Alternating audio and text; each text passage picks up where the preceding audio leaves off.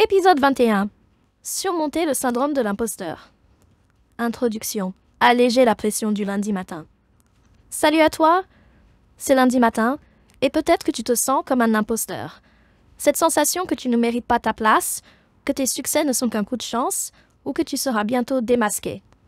Tu vois de quoi je parle. Sache que tu n'es pas seul.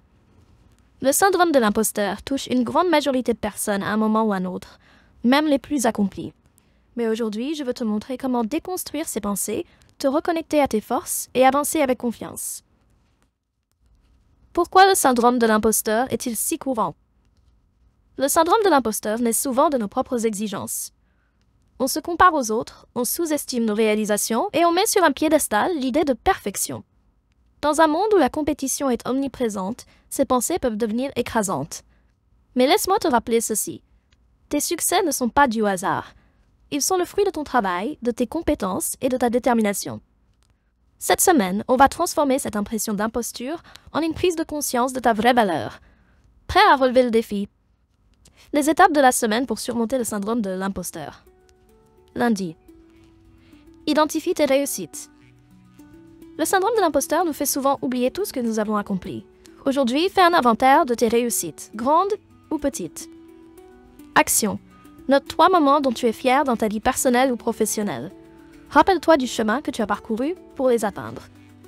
Mardi, reprends le contrôle de ton discours interne. Cette petite voix critique dans ta tête, c'est souvent elle qui alimente le syndrome de l'imposteur. Aujourd'hui, prends conscience de tes pensées et remplace les critiques par des affirmations positives. Action. Chaque fois que tu te surprends à penser « je ne suis pas à la hauteur », remplace cette phrase par « je fais de mon mieux » et c'est suffisant. Mercredi, demande des retours constructifs. Parfois, notre vision de nous-mêmes est biaisée. Les retours des autres peuvent être une source précieuse pour rééquilibrer notre perception. Demande à une personne de confiance ce qu'elle apprécie dans ton travail ou ta manière d'être. Action. Pose cette question à un collègue ou un ami. Quelle qualité chez moi trouves-tu particulièrement utile ou inspirante? Note sa réponse pour t'en souvenir. Jeudi. Célèbre tes efforts, pas seulement les résultats. Le syndrome de l'imposteur nous pousse à croire que seuls les grands résultats comptent.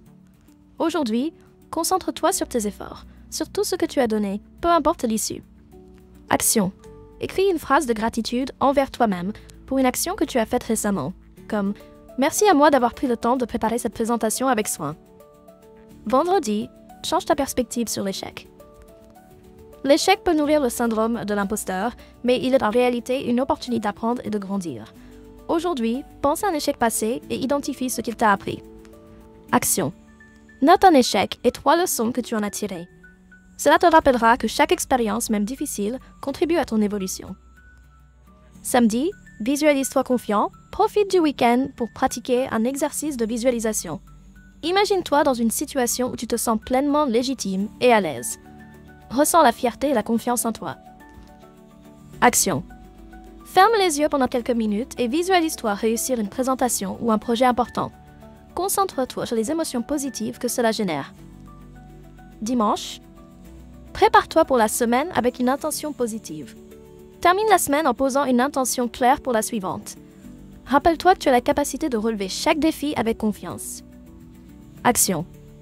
Note une phrase qui te motive pour lundi prochain, comme « Je suis capable et je vais apporter de la valeur dans ce que je fais ».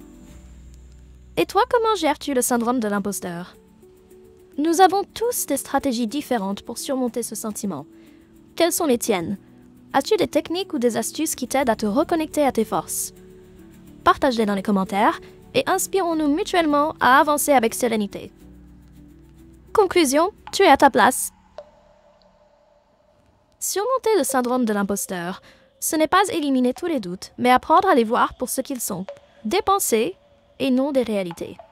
Cette semaine, rappelle-toi que tes efforts, tes compétences et ta détermination ont une valeur immense. Alors, quelle action vas-tu entreprendre aujourd'hui pour renforcer ta confiance? Partage ton expérience avec nous et retrouvons-nous lundi prochain pour un nouvel épisode.